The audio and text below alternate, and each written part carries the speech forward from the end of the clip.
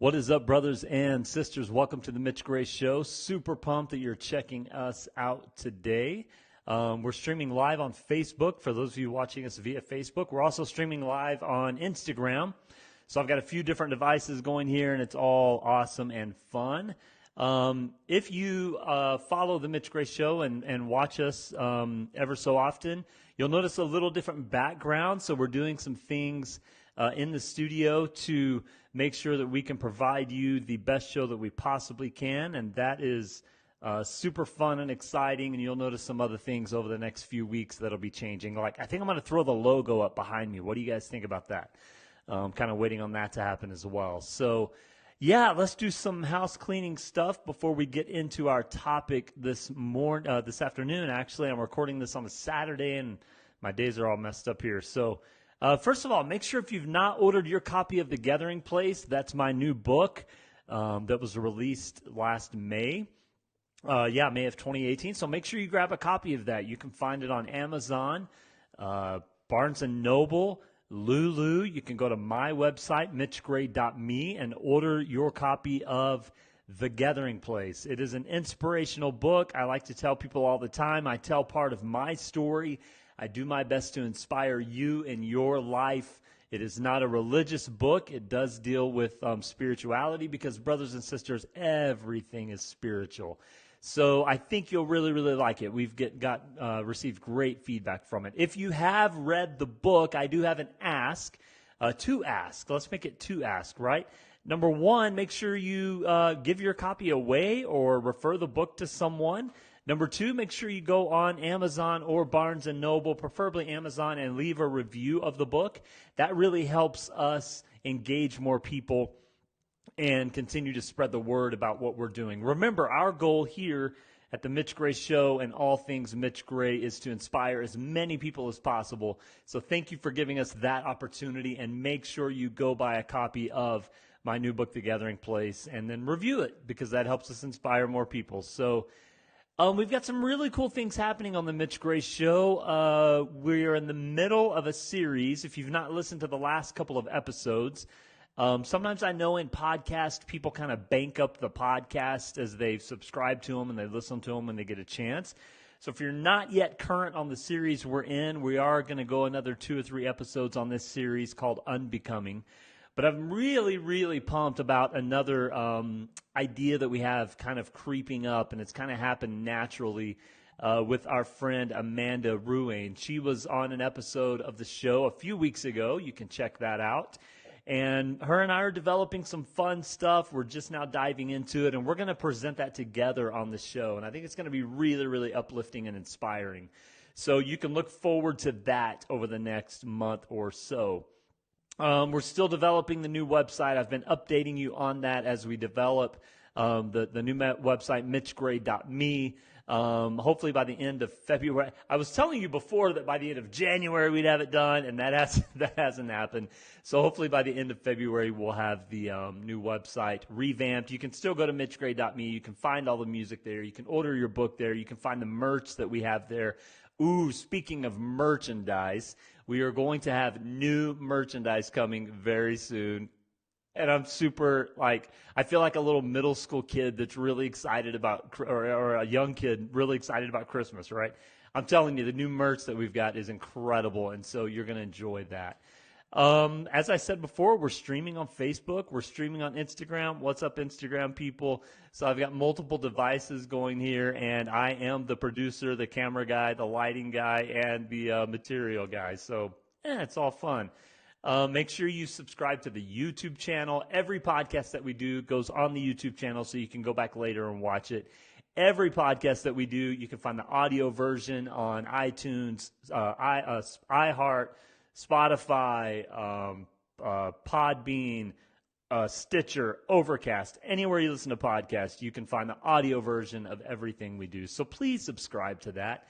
And our audience is really growing, and I'm so, so grateful for that because it just allows us to inspire more and more and more people, and that's what we want to do. So subscribe to the podcast and the YouTube channel and follow us on social media at mgraymedia and all of that good stuff. Last thing I need to update you on. Are you ready for this? February 12th, we're going to be releasing a new EP, music-wise. So it'll have 5 songs on it. It'll be available right now only digitally.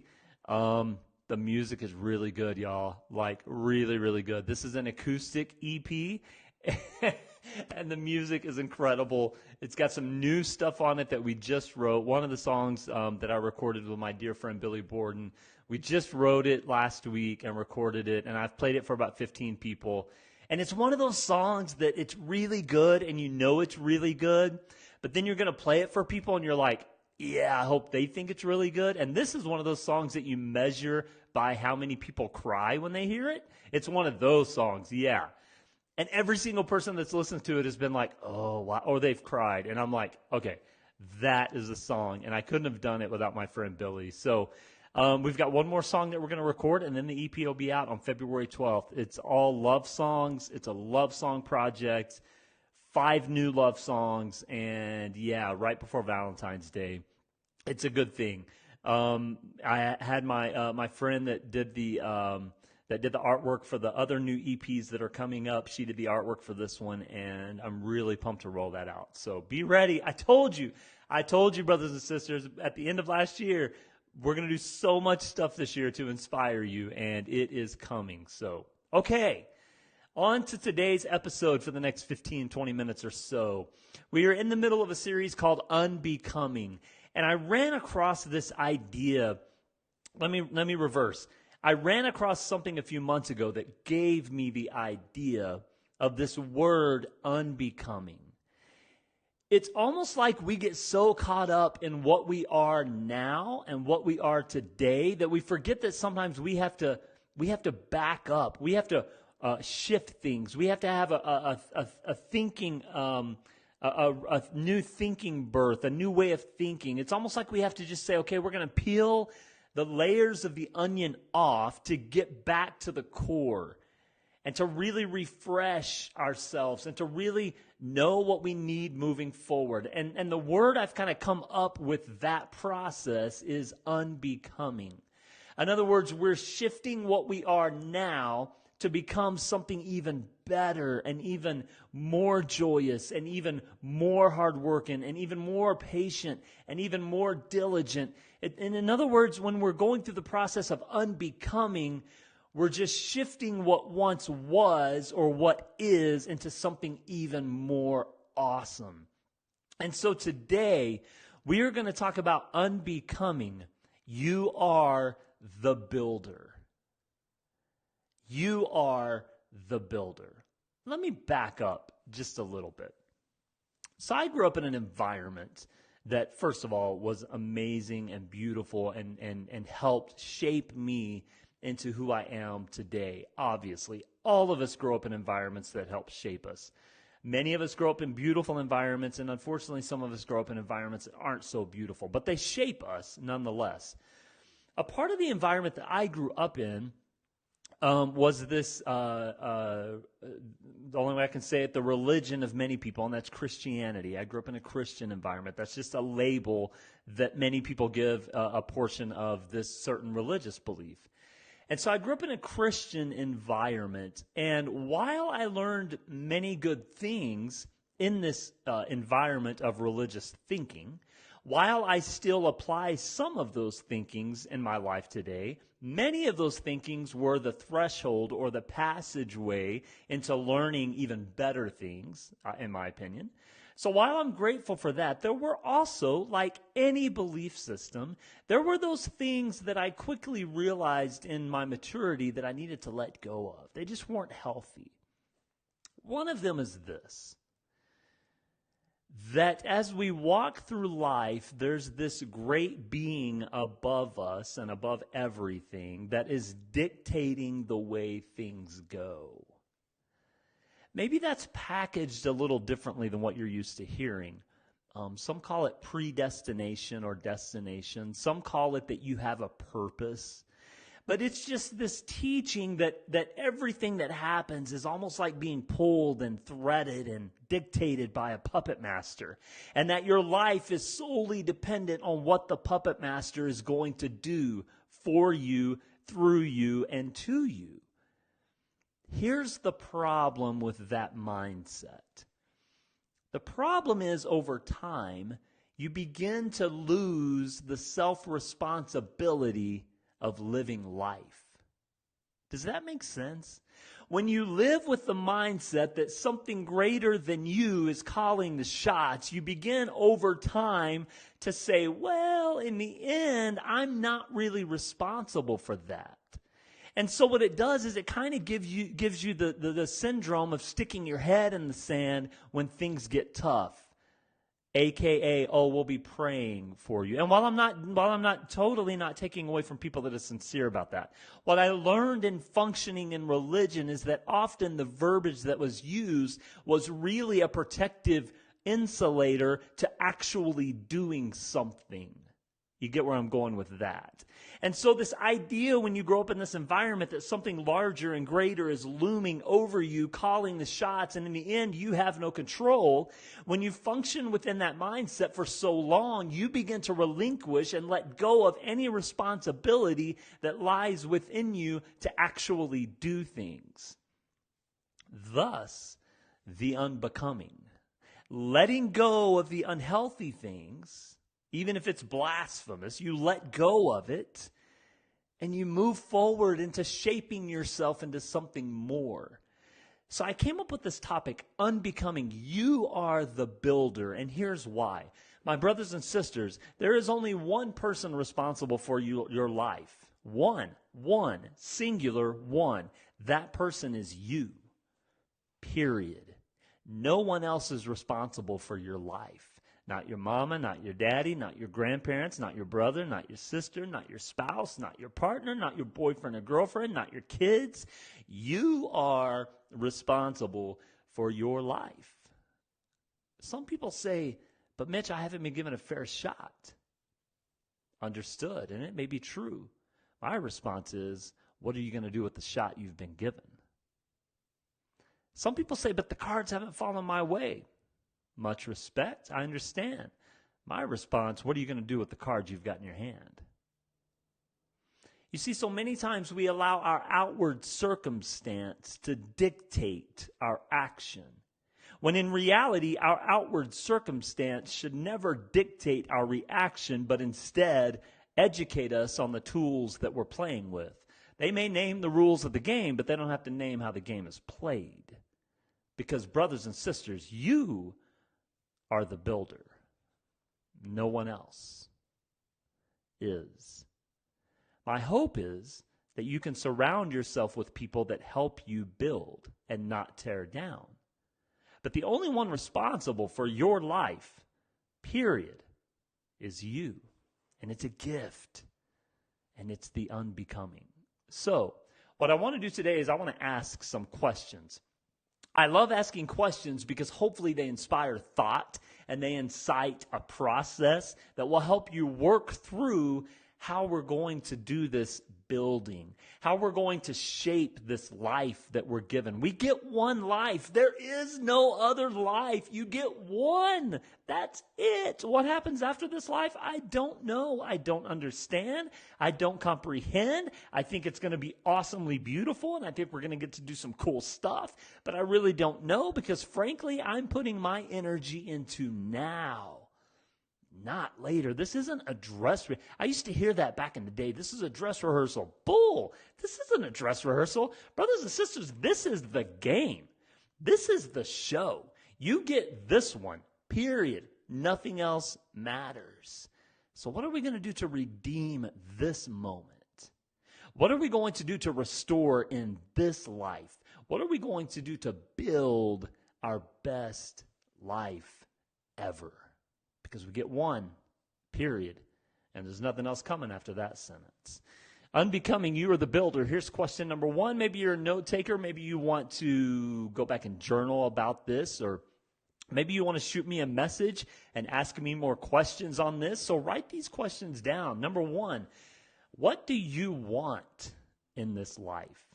It's amazing to me how many people go through life not knowing what they want. They never identify. I told someone this morning in a meeting that I was leading, the worst thing to do is to get to be 85, 90 years old and look back and go, I did nothing. Like, if I have any fear in life, and I really don't fear things, if I have one fear, it's that I get to be 90 years old and I look back and I go, I did nothing. No, no, no, no. You have to identify what you want. So just write that down. What do I want? And it could be anything. And you can actually apply this question in all areas of life. Maybe it's your career, maybe it's your passion, maybe it's your dream, maybe it's your goals, maybe it's your finances, maybe it's choosing your partner or spouse or what business you're going to go into. The what do I want question is the first question. Because if you don't know what you want, then you're never going to get there. So number one, what do you want? Number two, why do you want it? Like, that's the next question. This is like elementary stuff, brothers and sisters. Identify what you want and then name why you want it. The why will tell the vulnerability of where you are and who you are. Well, I want to start a business because I want to get wealthy. Okay, that's probably not going to last very long. I want to start a company that makes a difference in the world by feeding the hungry, because I think people should be fed. Yeah, now we're getting somewhere. You see where I'm going? The what do you want and the why do you want it will start narrowing everything you need to get where you need to get to live your best life. So number one, what do you want? Number two, why do you want it? Number three, how will you get there? How are you going to get there? You've got the what, which is big. You've got the why, which is purpose. And now you've got the how. How are you going to get there? Number four, who do you need? You can't do it alone, brothers and sisters. You cannot build this life on an island by yourself. Well, I take that back. You could, but it'd be miserable, right? It's like, I built something really cool, and then I get to the end to celebrate it, and no one's there? Yeah, celebrations aren't very fun by yourself. What do you want? Why do you want it? How will you get there? Who do you need? And let me add to that, who do you not need, right? Sometimes we surround ourselves with people that are pulling us down. Who do you need? Why do you need them? Number five. Who do you need and why do you need them? This is called the identification of success. The identification of success. I know who I need and I know why I need them, and I'm going to place them in my life in the areas that are needed. Now, this isn't not manipulation. Okay, get that clear, because I see some people in life that just use and abuse people. We're not manipulating people, right? Let me give you an example. Last Thursday, I wrote a song. I came back to town. I couldn't get what I wanted from my mind to my hands to my instrument. It wasn't working. I had a really cool song, but I didn't know what I was doing. So I text messaged my friend. I said, look, bro, I need your help in this song because I can't get what I'm wanting. Guess what? 8 hours later, he sends me a snippet. It's exactly what I wanted. Who did I need? I knew who I needed. Why did I need them? Because I couldn't express what I was wanting to express. But my brother did, and it's good. Really good. That's not using a relationship. That's understanding the purpose, value, and opportunity in a relationship. That's why we're here for each other. When you need inspiration, I hope you come to me. But when you need accounting help, don't come to me. I'm not your guy. You need someone else in your life that can help you in accounting. But when you need inspiration, I'm your guy. Does that make sense? So we're not using people. Instead, what we're doing is we're matching the relationships that we have in life with each other, because you're going to do the same for others. You're going to do the same for others. I just want to share a comment on Instagram. My friend Marche said to help others as well as myself. See, that's where we're going. We're going to help ourselves, and we're going to help others, and others are going to help us, because we're all in this together. All right. Number 6, what do you need? Yeah, you can know who you need. You can know why you need them. But if you don't know what you're needing, then that becomes a problem. You got to know what you need. So we're talking about building our lives to be the best life that we can possibly have. We're talking about stepping into our passions. We're talking about having all of these relationships that are going to make this stuff really, really awesome.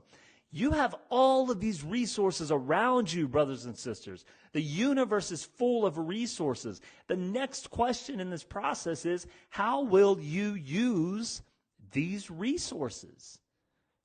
Whether it's your talents, whether it's your abilities, whether it's your passion, whether it's the people that are around you that have all this knowledge and willingness to help, you have to figure out, how are you going to use these resources you've been given to live your best life?